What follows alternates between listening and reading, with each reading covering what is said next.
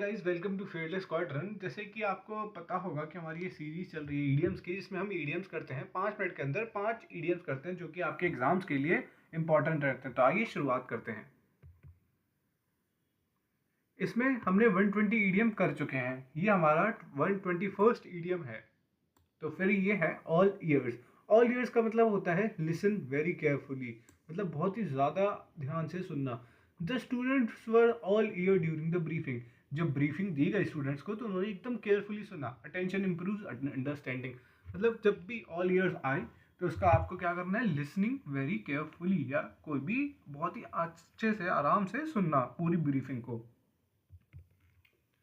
Next है at sixes and sevens. At sixes and sevens का मतलब होता है कंफ्यूज्ड या disorganised. He felt at sixes and sevens before the exam, planning reduce confusion. मतलब exams के टाइम में बहुत ही उसको ऐसा कंफ्यूज और डिसऑर्गेनाइज लगा, क्योंकि एग्जाम था, उससे एक दिन पहले उसने तैयारी चालू करी तो उसे कुछ समझ नहीं आया कि क्या पढ़ना है। तो एट सिक्सेस एंड सेवेंस का मतलब होता है कंफ्यूज या डिसऑर्गेनाइज्ड। नेक्स्ट है back against the wall. Back against the wall का मतलब होता है इट नो ऑप्शन लेफ्ट, मतलब आपके पास अब कोई ऑप्शन रहा ही नहीं है। With time running out his back was against the wall, he focus harder.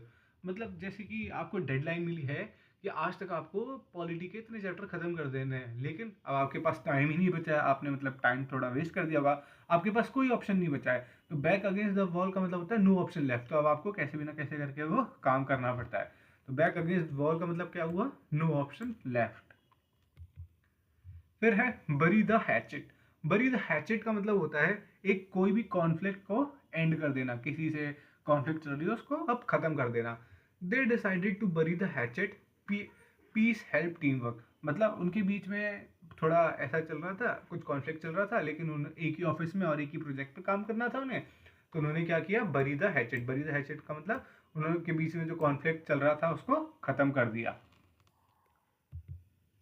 फिर है catch red handed. Catch red handed का मतलब होता है कुछ ऐसा काम करते हुए आपको रंगे हाथ पकड़ लेना होता है ना, कि आप कुछ काम कर रहे हैं, उसको गलत काम कर रहे हो, आपको किसी ने पकड़ लिया।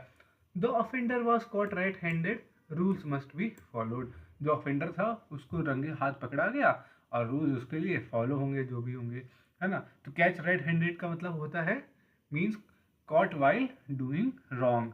समझ गए। तो ये हमारे 5 MCQs के फॉर्म में अगर ये आए तो ये भी हो जाएंगे, और 5 हमारे ईडियम्स यहाँ पे कंप्लीट होते हैं। Thank you and have a nice day.